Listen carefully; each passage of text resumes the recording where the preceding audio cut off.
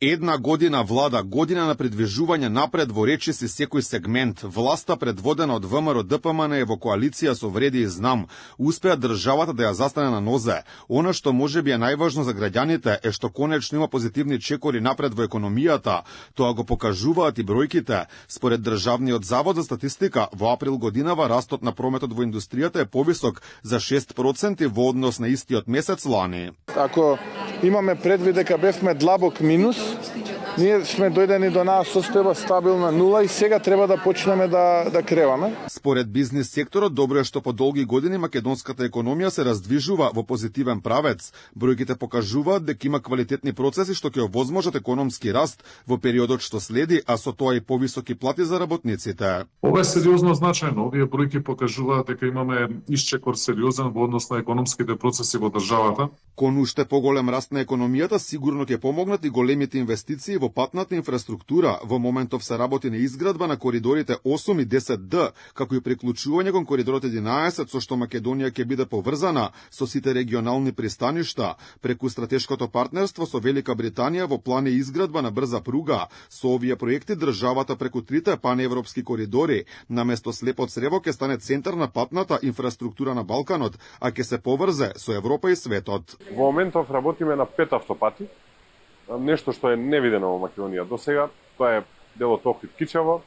Во моментов трае тендерска процедура за Кичево-Букојчани, се работи веќе Букојчани-Гостивар или популарната стража, се работи Гостивар-Тетово и се работи Битола-Прилеп. 5 автопати во Македонија во исто време не се граделе.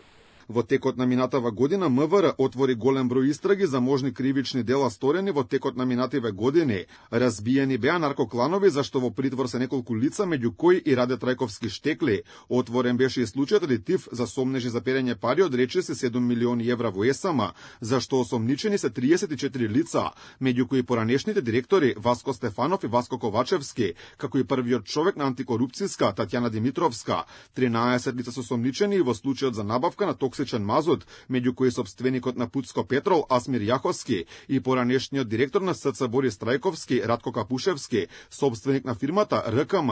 Она што се забележува е и брзината со која темелно беше спроведена и истрагата за големата трагедија во Кочани. Криминалните банди немаат место во нашата држава, а нивните активности нема да бидат повеќе толерирани. Најавивме безкомпромисна борба. Сериозна промена се забележува и во надворешната политика. Македонската влада има јасни црвени линии со цел заштита на македонскиот јазик и идентитет. Доказ за дипломатската офанзива на власта е извештајот кој пред Европскиот парламент, со кој треба да се зацементираат македонскиот јазик и идентитет, но во моментов проблем се амандманите на бугарските европратеници. Јасна е и позицијата на владата, уставните измени се прифатливи, само со одложено дејство со цел избегнување на нови уцени од Софија. За жал, има сили во регионот кои што сакаат да рефлектираат нестабилност. И затоа, кога ќе ги имаме сите аргументи на еден ваков билатерален состанок, тоа би било многу добро. Тоа би било многу добро да се слушне. На крајот од денот, ние сите треба да седнеме и да ги слушнеме аргументите. Може би од таа страна ќе слушнеме некои аргументи кои што до сега не сме ги знаеле. Каде исчезна, да речеме, 200.000 македонци во Западна Бугарија од 56 до 65.